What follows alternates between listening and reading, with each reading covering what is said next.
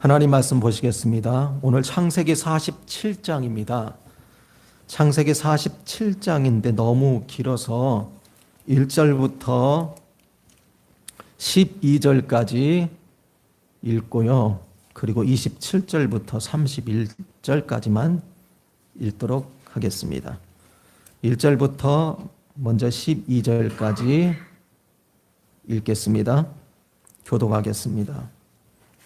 창세기 47장 1절부터 12절까지 먼저 읽고 27절부터 마지막 절까지 읽겠습니다. 제가 가진 성경으로는 구약 74쪽입니다.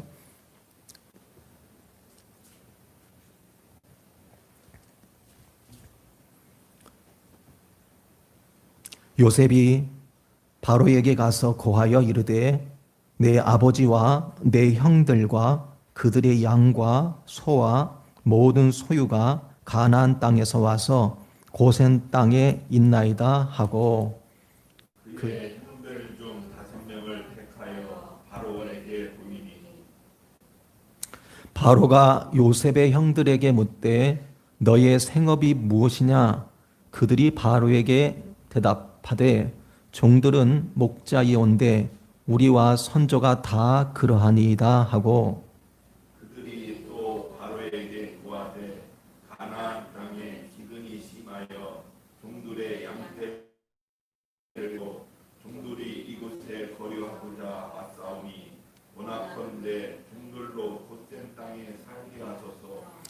바로가 요셉에게 말하여 이르되 네 아버지와 형들이 내게 왔은즉 애굽 땅이 네 앞에 있으니 땅의 좋은 곳에 네 아버지와 네 형들이 거주하여 그들이 고산 땅에 거주하고 그들 중에 능력 있는 자가 있거든 그들로 내 가축을 관리하게 하라. 요셉이 자기 아버지 야곱을 인도하여 바로 앞에서 서게 하니 야곱이 바로에게 축복하며 야곱에게 묻되 내 나이가 얼마냐? 야곱이 바로에게 아뢰되 내 나그네 길의 세월이 130년이니이다.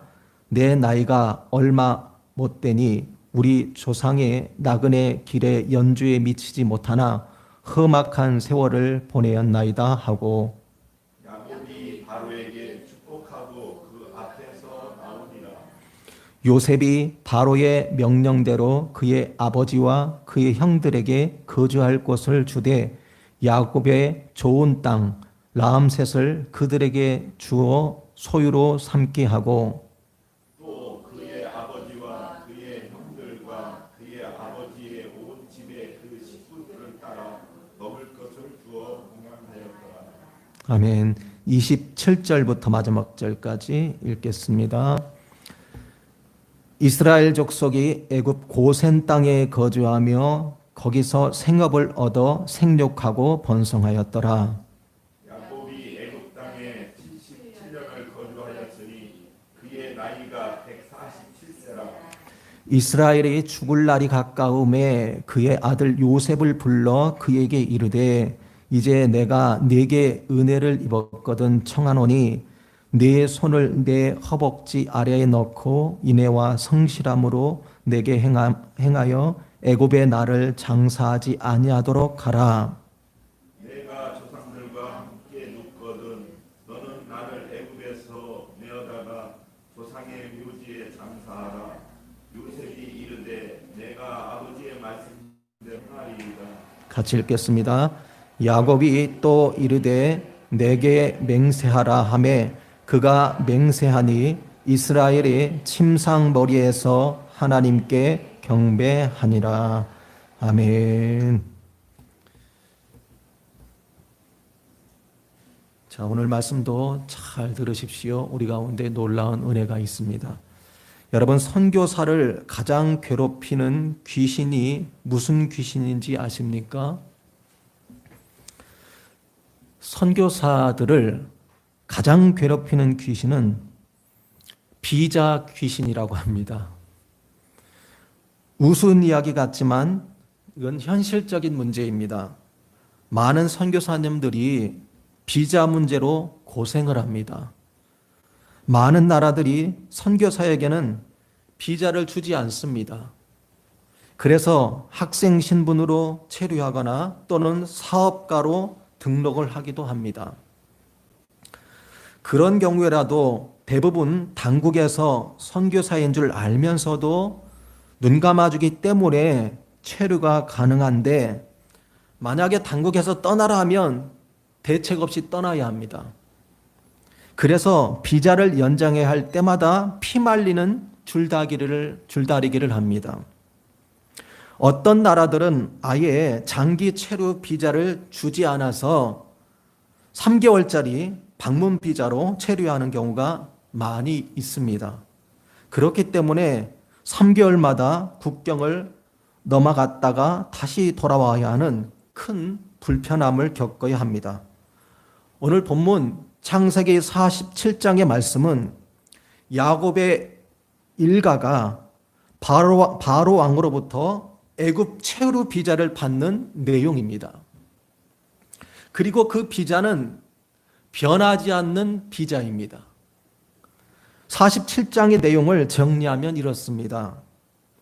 요셉이 자기 형들 가운데 5명을 뽑아서 애굽 왕 바로에게 인사를 시킵니다.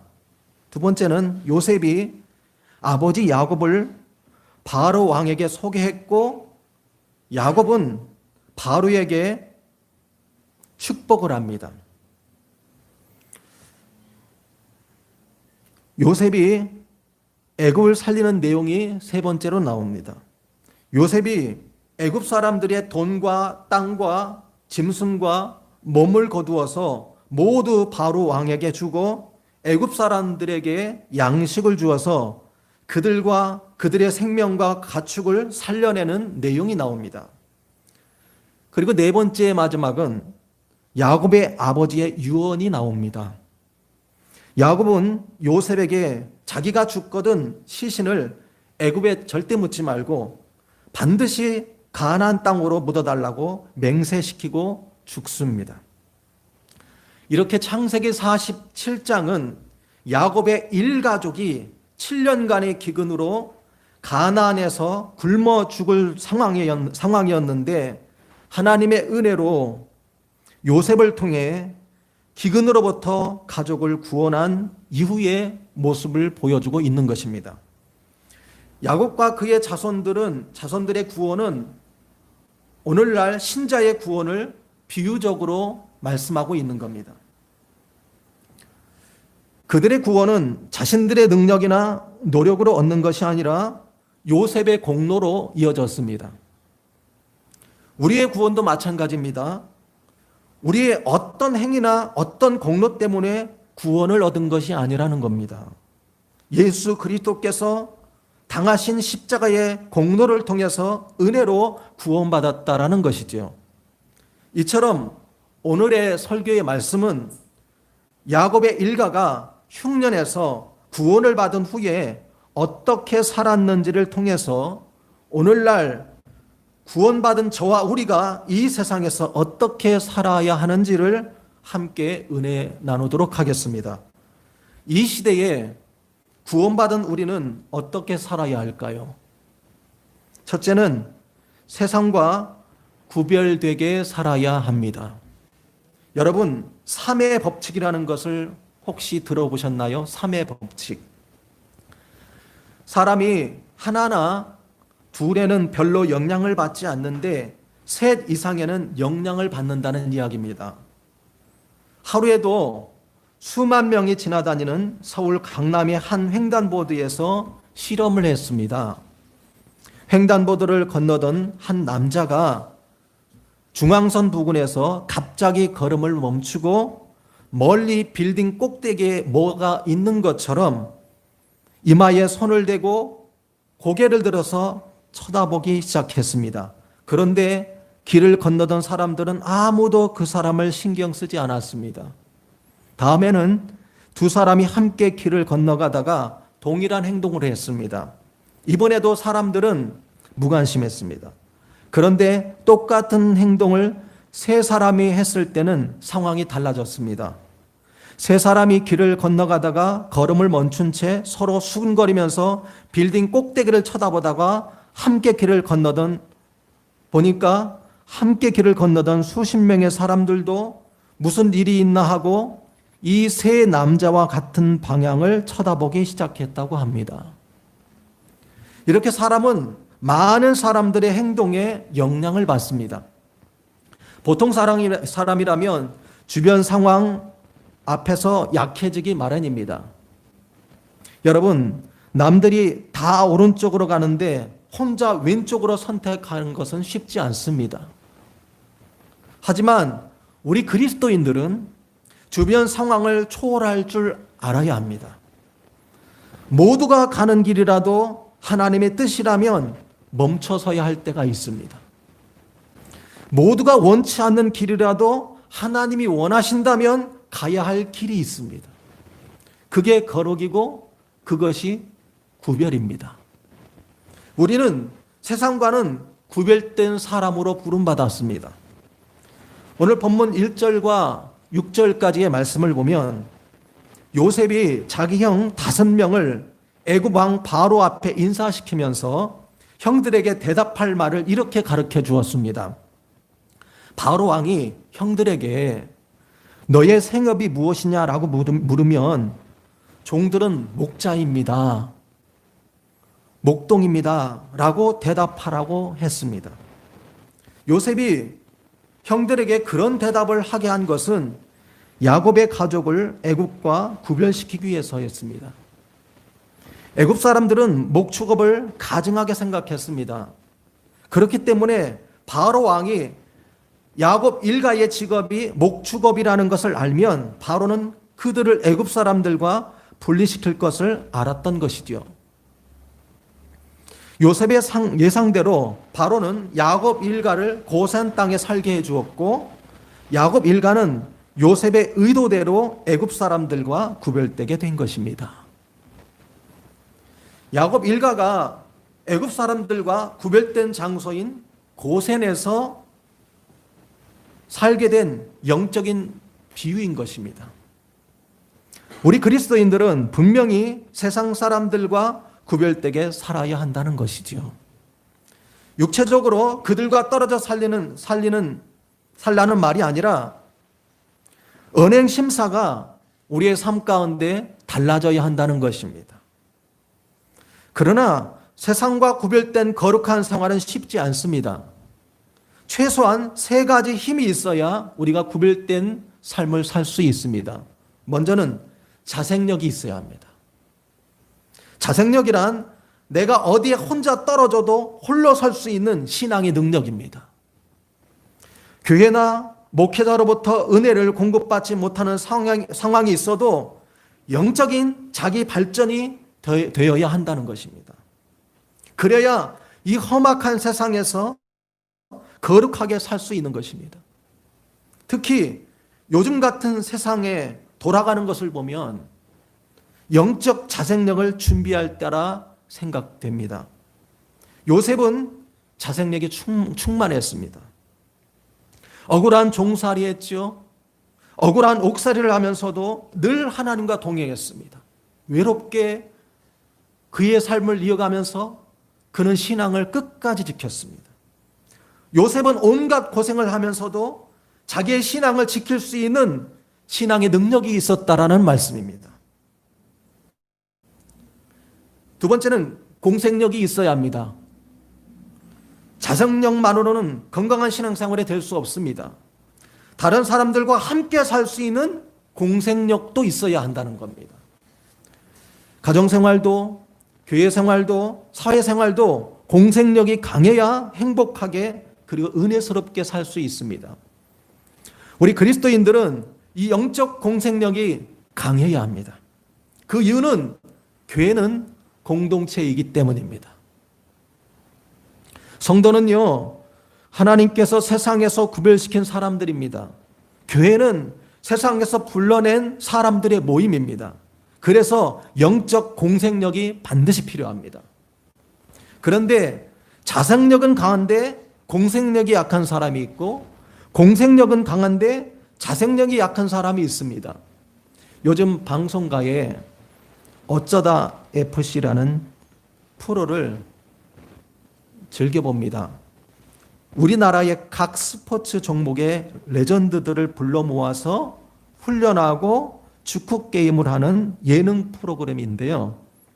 거의 다 보면 개인 종목을 했다거나 현재 하고 있는 사람들이 많이 있습니다. 그래서 그런지 처음 1년간은 단체 게임에 대한 어떤 포지션 인식이나 전술 등이 잘 익숙치 않아서 많이 힘들어하고 수많은 골을 먹으면서 지는 게임을 연속했었습니다. 하지만 1년이 지난 지금은 함께 움직이는 공동체 운동을 계속 함께 익히다 보니까 승리하는 게임이 많아졌고 단체 게임의 재미와 쾌감을 느끼고 있음을 볼 수 있었습니다. 요셉은 자생력도 강했지만 공생력도 강한 신앙을 가지고 있습니다. 우리 또한 요셉처럼 자생력과 공생력을 가진 강한 신앙은으로 살아가야 할 줄 믿습니다. 세 번째는 은혜력이 있어야 합니다. 하나님이 주시는 은혜의 힘으로 세상을 살아가는 겁니다. 요셉이 세상과 달랐던 것은 늘 하나님과 동행했기 때문인 것입니다. 우리가 능력이 있거나 착한 일을 많이 했기 때문에 하나님과 동행하는 것이 아닙니다. 하나님의 은혜로 하나님과 동행하는 것입니다. 그래서 신앙생활은 은혜로 하는 것입니다. 어느 분이 페이스북에 글을 하나 올렸습니다. 83세의 아버지와 53세의 아들이 마루에 앉아 있는데 까치 한 마리가 지나갔습니다. 아버지가 아들에게 물었습니다. 방금 지나간 게 뭐지? 까치요. 아버지는 그렇게 몇 번을 물었고 아들은 이 아버지의 반복된 질문에 결국은 화가 나서 버럭 화를 내버렸습니다. 며칠 후에 아들은 우연히 아버지가 쓴 오래된 일기장을 보게 되었습니다. 50년 전 일기 같습니다. 오늘 오후 3살인 아들과 함께 마루에 앉아 있는데 새 한 마리가 지나갔다. 아들은 나에게 저게 뭐냐고 물었다. 나는 까치라고 말해 주었다. 그런데 내 사랑스러운 아들은 연극부 23번을 23번을 저게 뭐야 하며 계속해서 질문을 하였다. 나는 아들이 너무 이쁘고 사랑스러워서 23번을 다 웃으면서 대답해주고 난 뒤 내 아들로 태어나서 정말 감사하고 사랑한다고 말하면서 아들을 안아주었다. 이 글은 지금은 고인이 되신 황수단 박사님의 부모의 사랑에 대한 강의 중에 나온 이야기라고 합니다. 자녀를 향한 부모의 사랑은 위대합니다. 그런데요, 이보다 더 위대한 사랑이 있습니다. 그것은 하나님의 사랑입니다. 이사야서 49장 15절에 보니까 여인이 어찌 그 젖먹는 자식을 잊겠으며 자기 태에서 난 아들을 긍휼히 여기지 않겠느냐. 그들은 혹시 잊을지라도 나는 너를 잊지 아니할 것이라 라는 말씀이 있습니다. 어머니는 절대 젖먹는 자식을 잊을 수가 없습니다. 절대 자식을 잊을 수가 없습니다. 아무리 좋은 곳에 있어도 어머니의 마음은 젖먹일 자식에게 가 있습니다. 그런데요, 하나님 아버지께서는 어머니는 혹시 자식을 잊을지라도 나는 너를 잊지 않을 것이다 라고 말씀하고 있습니다. 이것이 하나님의 사랑입니다. 여러분, 신앙생활은 은혜로 하는 것입니다.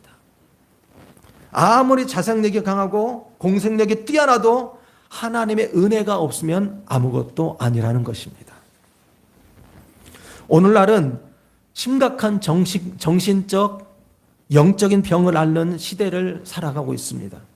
사람들은 죄에 대하여 너무나 무감각한 시대를 살고 있습니다. 그래서 이 시대를 빗댄 이런 이야기가 있습니다. 거대한 코끼리가 낮잠을 자고 있었습니다. 그런데 개미가 등산을 한다고 배낭을 메고 코끼리 배 위에 올라갔습니다.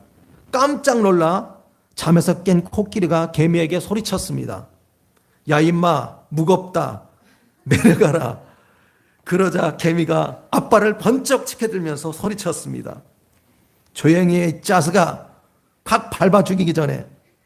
그러자 마침 이 광경을 지켜보던 하루살이가 혼자 중얼거렸습니다. 세상에 오래 살다 보니 별꼬라지 다 보겠네. 요즘 정말 별꼴을 다 보는 시대가 되었습니다. 클린턴, 미국의 전 대통령의 딸이며 지난 미국 대선 후보였던 힐러리의 딸인 첼시 클린턴의 글입니다. 오바마 대통령이 용기 있게 트랜스젠더와 결혼한 것을 두고 깎아내리는 사람들을 보면 역겹다. 왜냐하면 어떤 여자들은 남자의 생식기를 가지고 태어나기 때문이다. 우리는 지금 바로 트랜스젠더 혐오를 끝내야 한다. 이 말이 무슨 내용이냐면요. 오바마 대통령, 그러니까 전 미국 대통령의 부인 미셸 오바마가 트랜스젠더라는 소문이 있었는데 사실인지 아닌지는 모르겠지만 첼시 클린턴은 그렇게 보는 것 같습니다. 그리고 그 일에 대하여 비난하는 사람들이 역겹다라는 것입니다. 그러면서 기가 막힌 말을 했습니다. 왜냐하면 어떤 여자들은 남자의 생식기를 가지고 태어나기 때문이다. 아니, 남자의 생식기를 가지고 태어났으면 남자이지 무슨 여자입니까? 그런데 첼시 클린턴은 어떤 여자들은 남자의 생식기를 가지고 태어난다고 말했다는 겁니다. 그러니까 우리는 정신적으로 정말 혼미한 시대를 살아가고 있음을 알아야 하는 겁니다. 이런 것을 보면 지금이야말로 말세라고 볼 수 있는 겁니다. 여기서 참고적으로 트랜스젠더란 자신의 육체적인 성과 생각하는 성, 정신적인 성이 반대라고 생각하는 사람. 그러니까 원래 태어난 그 육체를 부인하면서 자기 생각, 정신적으로 이해하는 대로 성적인 것을 말하는 것입니다. 이렇게 세상은 참 희한한 세상입니다. 이렇게 혼란스러운 때에 우리 그리스도인들은 분명히 세상과 구별된 생각과 말과 행동으로 보여줘야 한다는 겁니다. 우리 그리스도인들은 이 시대를 잘 분별하여서 언행심사가 달라야 한다는 겁니다. 말하는 것도 행동하는 것도 마음 먹는 것도 세상을 보는 시각도 무언가 달라야 한다는 겁니다. 그것이 바로 구별입니다. 이것은요, 구약시대 때부터 하나님이 한 가정을 통해서, 야곱의 가정을 통해서 보여주고 있는 겁니다. 비록 애굽 땅에서 살고 있지만 구별되게 사는 거예요. 구별되게. 야곱의 가족은 비록 애굽에서 살았지만 요셉의 지혜로 구별되게 살게 됩니다. 우리 또한 세상에 살지만 세상 속에 예수님의 부르심을 기억하면서 구별되게 살아야 하는 것입니다. 이것이 이 시대에 구원받은 우리가 살아야 할 제목이라는 것입니다. 이 시대에 구원받은 우리는 어떻게 살아가야 할까요? 둘째는 복의 통로로 살아가야 합니다. 복의 통로가 되십시오. 우리는 세상에서 구원받은 후에는 세상을 향한 복의 통로로 되어야 합니다. 우리를 통해서 다른 사람들이 복을 받아야 하고 세상이 복을 받아야 합니다. 세상이 우리를 통해서 복을 받으려면 우리가 어떻게 해야 할까요? 두 가지가 있습니다. 하나는 거룩한 삶을 살아야 하고요. 두 번째는 세상을 축복해야 합니다. 우리가 본문을 잘못 이해하면 애굽 때문에 야곱 일가가 사는 것처럼 느껴집니다. 야곱의 곡식이 애굽에 곡식이 있었기 때문에 야곱이 그곳에 가서 먹을 것을 얻게 되고 고산 땅에 살게 되었다. 그러니 애굽 때문에 야곱이 산 것이라고 생각할 수 있습니다. 그러나 사실은요, 야곱 때문에 애굽이 산 것입니다. 요셉 때문에 애굽이 산 것입니다. 하나님이 아브라함과 약속하셨고 하나님은 그 약속을 지키기 위해서 요셉을 먼저 애굽으로 보내신 것입니다. 그리고 유대민족을 보존하기 위해서 기근을 대피하게 하셨던 것입니다. 애굽으로. 오늘 본문 7절에서 10절을 보면 야곱이 바로 왕 앞에서 서서 바로를 축복했습니다. 그리고 잠시 대화를 나눈 후에 다시 축복을 했습니다. 이게 놀라운 거예요. 야곱은 애굽 사람들이 가증하게 여기는 목축업자였습니다. 오늘날로 말하면 별 볼 일 없는 직장인, 별 볼 일 없는 사람을 말하고 있는 겁니다. 게다가 나이가 몇 세요? 130세예요. 힘없는 노인입니다. 애굽 왕이 야곱을 볼 때 야곱은 초라한 노인에 불과합니다. 바로는 야곱에 비하면 온갖 영화와 위엄을 다 쥐고 높은 보좌에 앉아 있는 사람입니다. 감히 누구도 도전하지 못하는 막강한 권력자입니다. 그런데 보십시오. 야곱은 바로 왕을 보고 축복했고 헤어지면서 또 축복했습니다. 육적으로 보면 바로가 높은 것 같지만 영적으로 보면 야곱이 높은 거예요. 히브리서 7장 7절에 이렇게 말씀합니다. 논란의 여지 없이 낮은 자가 높은 자에게서 축복을 받느니라 라는 말씀이 있습니다. 야곱은 바로가 보기에는 하찮은 존재인지 몰라도 야곱이 애굽 왕 바로를 축복했습니다. 애굽 왕 바로가 야곱에게 축복을 받은 것입니다. 이처럼 주님은 우리가 축복하는 자가 되길 원하고 있는 것입니다. 이 말은 우리가 큰 사람이 되기를 원한다는 것입니다. 큰 사람은 남을 축복하는 사람입니다. 우리는 큰 사람이 되어야 합니다. 여러분, 큰 사람이 되십시오. 그 사람은 남을 축복하는 사람입니다. 하나님은 우리의 축복으로 세상에 복을 주십니다. 잠언 11장 11절에 이렇게 말씀합니다. 성읍은 정직한 자의 축복으로 인하여 진흥하고 악한 자의 입으로 말미암아 무너지느니라.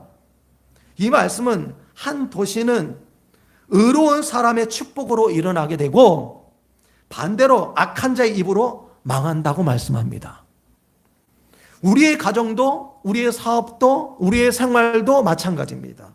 그러니까 우리는 악인들의 입을 막아달라고 기도해야 돼요.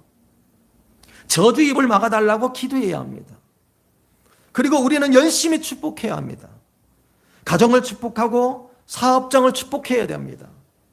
성읍은, 여기 나오는 성읍은 도시를 말하고 국가를 말하고 공동체를 말합니다. 성읍은 정직한 자의 축복으로 일어납니다. 그래서 국민은 국가를 취해야 합니다. 대한민국을 축복하는 귀한 사역이 우리 앞에 있는 것입니다. 부모는 자녀를 축복해야 하고 목사는 성도들을 축복해야 하고 교회는 세상을 축복해야 합니다. 이것이 성경적입니다. 우리는 축복의 통로이기 때문입니다. 우리가 고쳐야 할 점이 하나 있습니다. 대통령과 정치 지도자들을 너무 저주하지 말고 그들을 위해서 분별을 하되 판단을 하되 축복을 해야 합니다. 로마서 12장 14절입니다. 너희를 박해하는 자를 축복하라. 축복하고 저주하지 말라. 우리는 이 말씀에도 순종해야 합니다. 기독교를 박해하는 세상을 저주하지 말고 어떻게 하라고요? 축복하라는 거예요. 어려운 일입니다. 당연히 어렵습니다. 어느 단체 카톡을 보면 어떤 분들은요, 그래서는 안 되는 일이지만 아주 욕과 저주들로 가득 찹니다. 끊임없이 떠요. 민망할 정도입니다. 아주 수준 이하입니다. 하지만 여러분, 저주를 끝내고 축복해야 합니다. 왜냐하면 하나님의 말씀이기 때문입니다. 지금 이 시대를 사는 한국교회의 성도들이 바로 순종해야 할 말씀인 것입니다. 세상 사람들이 교회를 욕하고 핍박합니다. 그것은 사람들이 교회를 잘 몰라서 그렇습니다. 한 부류만 보기 때문에 그렇습니다. 지금 대한민국도 국가 권력과 언론이 총동원되어서 교회를 핍박하는 것 같이 보이지만 그렇게 보이는데 만약 그게 사실이라면 자신이 망하는 길을 선택하는 것이죠. 여러분, 하나님의 심판이 얼마나 무서운지 몰라서 하는 것입니다. 분명 교회는 축복의 통로이지만 하나님이 세우신 교회에 대해 잘못을 하면 저주의 통로가 될 수도 있습니다. 왜? 교회는 하나님이 주인이기 때문에 그렇습니다. 시골교회가 동네 사람들로부터 핍박을 많이 받았다고 합니다. 어떤 사람은 쓰레기를 교회에 다 버렸습니다. 교인들이 참다가 결국은 쓰레기를 뒤져서 쓰레기를 버린 사람을 찾았습니다. 교인들이 그 사람을 찾아갔습니다. 그 사람이 자기를 찾아온 교인들에게 하도 악을 쓰니 교인 중에 한 사람이 너무 화가 나니까 다리 몽둥이나 부러져라 라고 저주를 했는데 며칠 후에 허벅지뼈, 대퇴골이 부러져 버렸다고 합니다. 한 번은 동네 사람이 예배 시간에 녹음기를 가지고 와서 연부를 틀면서 예배를 방해했습니다. 그런데 저주를 받아서 며칠 뒤에 온몸에 종기가 나서 죽었다고 합니다. 물론 옛날 얘기지만요. 안양에서는요, 동네 사람이 술을 먹고 교회를 찾아와서 기물을 파손하고 난동을 피웠습니다. 그 사람이 어떻게 되었을까요? 그 다음날 갑자기 죽게 되었습니다. 때가 되어 심판하시는 하나님의 심판은 무서운 심판입니다. 이런 심판은 개인에게만 있는 것이 아닙니다. 한국 교회도 또 한 국가에도 한 권력자에게도 있을 수 있다는 겁니다. 세상 사람들은 교회가 얼마나 축복된 곳인지 모르기 때문에 교회를 핍박합니다. 사실 세상이 교회 때문에 복을 받는데 그걸 몰라서 그렇습니다.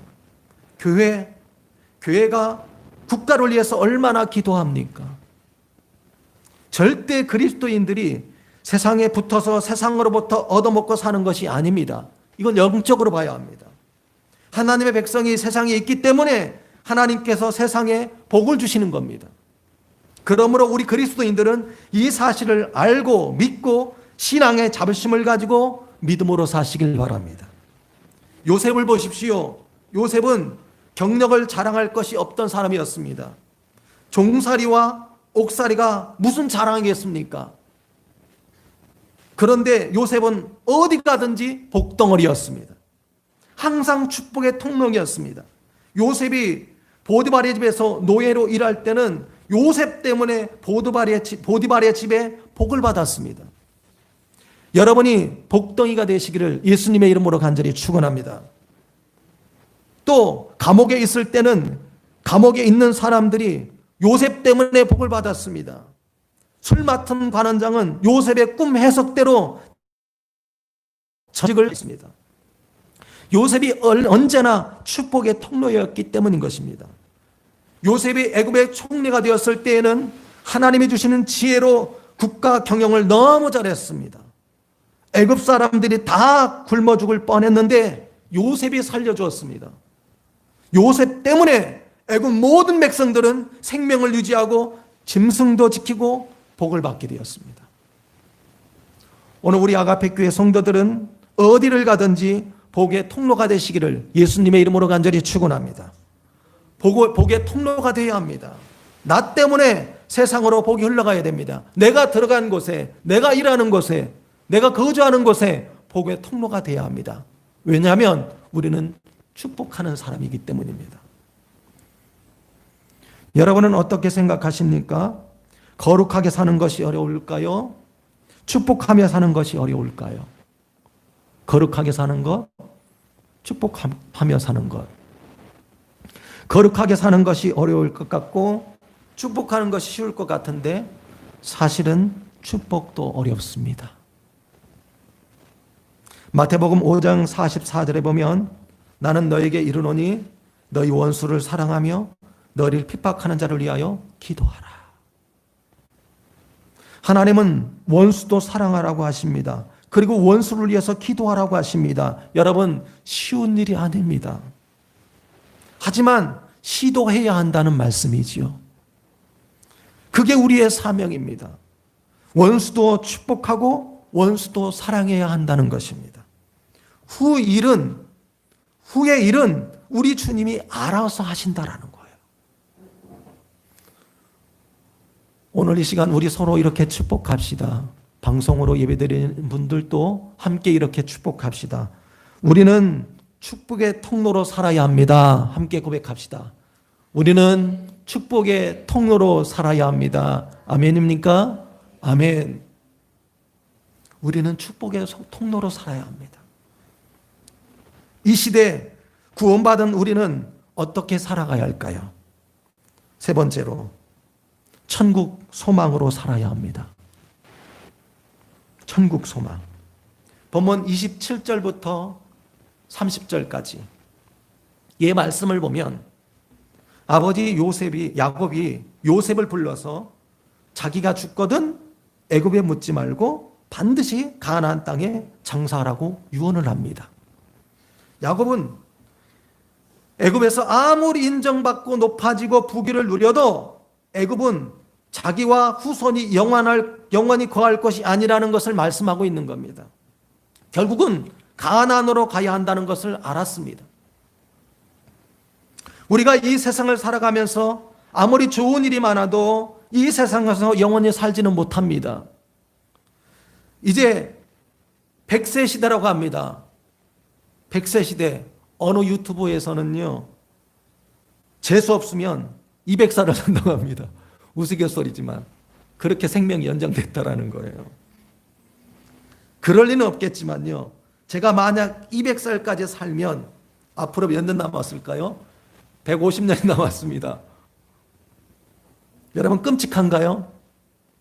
그런데요, 우리가 생각할 때 150년이 긴 것 같아도 영원에 비하면 아무것도 아닙니다. 그렇죠? 앞으로 150년 동안 제가 아무리 좋은 일을 많이 해도 결국은 이 세상을 떠납니다. 저는 예수님을 믿으니까요, 천국에 들어갈 것입니다. 우리는 천국 소망으로 모든 것을 해석할 줄 알아야 합니다. 죽음도 천국 소망으로 해석할 줄 알아야 합니다. 죽음이 불신자들에게는 슬픔이죠. 왜요? 죽음 후에 영원한 지옥이 기다리고 있기 때문입니다. 하지만 믿는 우리에게는 죽음은 기쁘고 희망입니다. 왜 그렇죠? 천국이 있기 때문에 그렇습니다. 우리가 죽음을 슬퍼하는 것은 사랑하는 사람과 헤어지기 때문인 것입니다. 하지만 신자는 죽음 후에 천국으로 들어갑니다. 그렇기 때문에 죽음도 기쁨으로 해석이 가능한 것입니다. 아세아 연합신학대학교 총장을 지니신 한철아 박사님의 이야기입니다. 그분의 외아들입니다. 그분의 외아들이 서울대학교를 졸업하고 목사님이 되기 위해서 신학대학원에 들어가 공부를 하고 있었을 때 교회 청년회에서요, 수련회로 제주도에 갔다가 물에 빠져 그만 세상을 떠났습니다. 하나밖에 없는 아들이 그렇게 되니 하나님을 의지하고 사는 박사님이지만 목사님이지만 휘청했습니다. 하나님을 이해할 수 없었습니다. 하나님께서 계시면 어찌 하나뿐인 내 아들이 물에 빠져 죽도록 그냥 두시냐? 어찌 이런 일이 있나? 더구나 목사가 되기에 준비하고 있는 아들인데, 이런 생각이 하염없이 들었습니다. 그런데 장례를 치르러 제주도로 가는 비행기 안에서 갑자기 마음에 평안이 오더니 천국에서 희낙락하는 아들의 모습이 보였습니다. 아들이 제주도 앞바다에 빠져 비참하게 끝난 것이 아니라 천국에서 기쁘게 산다는 확신이 들어왔습니다. 오 주여, 그렇군요. 내 아들이 바닷속에 있지 않고 천국에 있군요. 그래, 내 아들은 천국에 있다.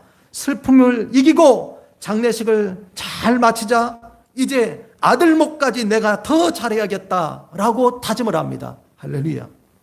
그래서 한철아 박사님이 더 열심히 주의를 하게 되었다라는 내용입니다. 여러분, 우리 그리스도인들은 보상이나 인정도 천국으로 해석할 줄 알아야 합니다. 우리가 선을 행하지만 이 세상에서 보상을 받지 못할 때가 많이 있습니다. 남이 모르게 선을 행하지만 보상받지 못할 때가 있습니다. 마땅히 칭찬을 받아야 할 때이지만 칭찬을 받지 못할 때가 분명히 있습니다. 그럴 때 너무 사람만 바라보고 실망하지 마십시오. 천국 상을 바라보고 감사하시길 예수님의 이름으로 축원합니다. 마태복음 6장에 보면 의를 행하거나 구제하거나 기도하거나 금식할 때에 사람에게 인정받으려고 하지 말라고 분명히 말씀합니다. 그 이유는 뭔지 아세요? 하늘에 상이 있기 때문에 그렇습니다. 그러면 상을 잃게 됩니다. 이 말은 우리가 의를 행하고 구제하고 기도하고 금식하면 하늘에서 반드시 상을 받는다라는 겁니다. 우리는 하늘에 상이 있기 때문에 우리의 모든 언행 심사를 하늘과 연결시켜야 합니다. 하나님이 기뻐하시는가? 하나님 보시기에 좋은 것을 하는가를 판단해야 합니다. 우리 그리스도인들은 고난도 천국으로 해석할 줄 알아야 합니다. 이 세상길은 어차피 나그네 길입니다. 우리가 왔다 가는 거예요. 누구나 다 왔다 갑니다. 영원히 살 수 있는 곳으로 가는 거예요. 우리는 영원한 본향인 천국을 사모하는 삶을 살아야 하는 것입니다. 여러분, 아무리 힘들어도 이 세상을 천국으로 사시기를 예수님의 이름으로 축원합니다. 아무리 어려운 일이 있더라도 천국의 소망을 두고 인내하면서 끝까지 승리해야 합니다. 오늘 말씀은 고대 근동 지역에 7년 기근이 들어서 7년 동안 죽음의 위기에 놓였던 야곱의 일가가, 야곱의 가족이 요셉 때문에 애굽으로 가서 그 기근으로부터 구원을 받은 후에 일어난 내용을 가지고 은혜를 나눴습니다. 예수님의 십자가의 은혜로 구원받은 저와 우리는 특별히 이 시대에 이렇게 살아야 합니다. 어떻게요? 세상과 구별되게 살아야 합니다. 두 번째는 복의 통로로 살아야 합니다. 세 번째는 천국의 소망으로 살아야 합니다. 한 주간 동안 세상에서 이러한 믿음으로 승리가 있으시기를 예수님의 이름으로 간절히 축원드립니다. 아멘. 오늘 말씀을 생각하며 믿음으로 결단하면서 우리 함께 하나님께 찬양을 드리겠습니다.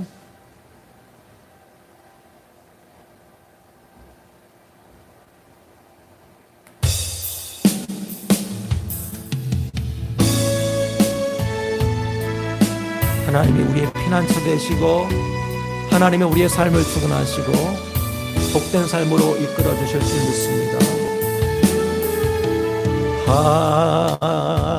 하나님은 우리의 피난처가 되시고 환난 중에 우리의 힘과 도움이시라. 너희는 가만히 있어 주가 하나님 대말지어다. 열방과 세계 가운데 주가 높임을 받으리라. 사랑합니다. 사랑합니다. 내 아버지 찬양합니다. 내 온 맘 다하여 선포합니다. 예수 그리스도 주님 오심을 기다리며 한 번 더 고백합니다. 하나님은 우리의 피난처가 돼 환난 중에 우리의 힘과 도움이시라. 너희는 가만히 있어 주가 하나님 되말지어다. 열방과 세계 가운데 주가 높임을 받으리라. 사랑합니다 내 아버지, 찬양합니다 내 온 맘 다하여 선포합니다. 예수 그리스도 주님 오심을 기다리며 우리 함께 기도합시다. 많은 사람들이 힘들어합니다. 이 코로나 사태를 통하여 사업장들과 직장인들과 생활 가운데 너무나 힘들게 살아가고 있습니다. 오늘 말씀은 고대 근동 지역에 7년 기근이 들어서 죽음의 위기 앞에 놓였던 야곱의 일가가 요셉 아들 한 사람 때문에 애굽에 들어가서 그 기근으로부터 구원받은 후에 일어난 내용을 가지고 은혜를 받았습니다. 우리는 예수님의 십자가 은혜로 구원받은 저와 우리입니다. 특별히 이 시대에 그렇기 때문에 힘든 시대에 이렇게 살아야 합니다. 세상과 구별되게 살아야 합니다. 복의 통로로 살아야 합니다. 그리고 천국 소망을 두고 살아야 합니다. 그럴 때 우리의 삶 가운데 능력을 힘입어 세상 가운데 승리할 수 있음을 오늘 말씀 가운데 은혜를 받았습니다. 우리 합력하여 이 시간 기도할 때, 합심하여 기도할 때, 하나님 힘들지만 이러한 그리스도인으로 살겠습니다.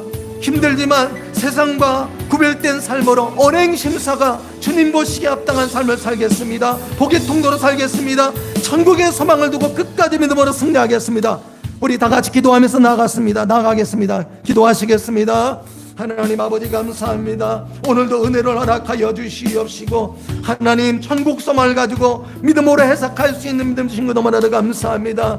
하나님 많은 사람들이 힘든 시대를 살아가고 있습니다. 코로나 사태를 통하여 많은 아버지 안에 사업장들이 문을 닫고 힘들어하는 이 시대에 우리 그리스도인들은 어떻게 살아가야 할지 다시 한번 말씀을 통하여 깨닫게 하셨습니다. 죽음의 힘든 위기 가운데서도 우리가 무엇을 선택하며 어떻게 살아가야 할지를 오늘 말씀을 통해서 깨달음을 주셨사오니 예수님을 믿는 믿음을 가지고 이 시대 가운데 믿음으로 결단하여 특별히 믿음으로 살기를 원하오니 은혜를 베풀어 주시옵소서. 세상과 구별된 신앙으로 살기 원합니다.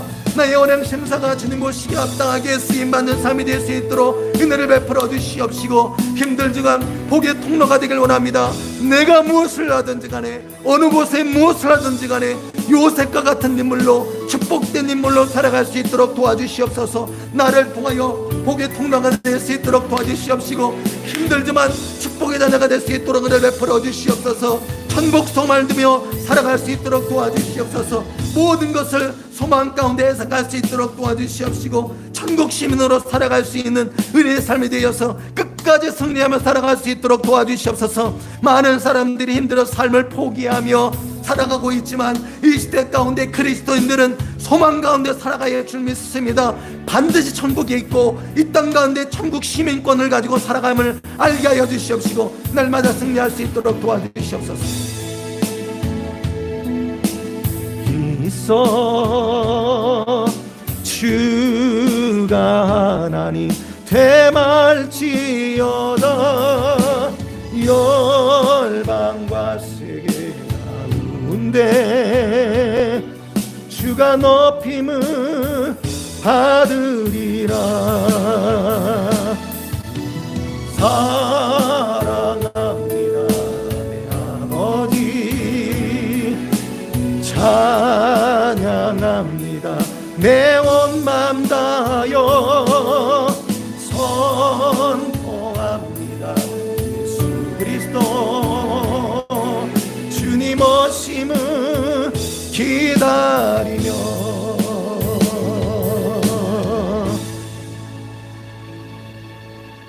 기도하겠습니다. 하나님 아버지, 참으로 감사드립니다. 이 시대에 우리가 어떻게 살아야 할지 말씀을 통해 다시 한번 깨달음을 주셨습니다. 코로나로 인하여 많은 사람들이 힘들어하고 여러 가지 환경에 놓여 있는 그 상처를 누구 하나도 알아줄 수 없는 환경에 있는 사람들도 많이 있습니다. 하나님의 위로가 필요합니다. 특별히 오늘 예수님을 나의 구주로 믿고 따르며 섬기는 하나님의 백성들이 동영상으로 가정에서 그리고 오늘 이 예배당에서 하나님 앞에 나아가는 주님의 자녀들을 기억하여 주시고 이제 예수님의 피로 구원받은 저와 우리가 특별히 이 시대에 어떻게 살아가야 할지 말씀을 통해서 깨달음을 주셨습니다. 하나님 믿음을 가지고 분별력을 가지고 끝까지 승리할 수 있는 우리의 삶이 될 수 있도록 은혜를 베풀어 주시옵소서. 특별히 너무나 감사해서 하나님 앞에 귀한 예물을 드렸습니다. 이 예물을 기쁘게 받아주시옵시고 제목 가운데 11조와 또 주일헌금, 주정헌금, 감사헌금 여러 가지 제목 헌금을 우리 하나님 앞에 드리오니 기쁘게 받아주시고 그 제목대로 은혜의 삶을 살 수 있도록 은혜를 베풀어 주시옵시고 복이 넘칠 수 있도록 은혜를 베풀어 주시옵소서. 하나님이 약속하신 말씀대로 100배, 60배, 30배, 더불어 1000배, 만배의 결실을 맺을 수 있도록 때가 되면 좋은 열매가 맺힐 수 있도록 은혜를 주시고 간증이 넘칠 수 있는 우리 사랑하는 모든 성도님들 다 될 수 있도록 은혜를 베풀어 주시옵소서. 한 주간 동안 믿음으로 살길 원하오니 축복해 주시옵소서. 모든 걸 주님께 의탁하옵고 예수님의 이름으로 감사드리며 축복하며 기도하옵나이다. 아멘. 제가 축복하며 예배를 마치겠습니다. 지금은 우리 주 예수 그리스도의 은혜와 하나님 아버지의 무한하신 사랑과 성령 하나님의 내주하심과 교통하심과 크게 역사하심이 오늘 이 시대에 우리는 어떻게 살아야 할까라는 제목을 가지고 믿음으로 결정하며 믿음으로 살길 원하며 말씀대로 살기 원하는 사랑하는 성도님들 위에와 함께 동영상으로 가정에서 예배드리는 사랑하는 성도님들 위에와 그 가족과 그리고 이 나라 민족과 세계 열방 가운데 흩어져 선교하시는 선교사님과 그 가정 위에 지금으로부터 영까지 함께 있을지어다. 아멘. 감사합니다. 주님 역사하여 주시옵소서. 주님 축복하여 주시옵소서. 하나님 아버지 천국 소망으로 해석하게 하여 주시옵시고 끝까지 승리할 수 있도록 인도하여 주시옵소서. 아버지 은혜를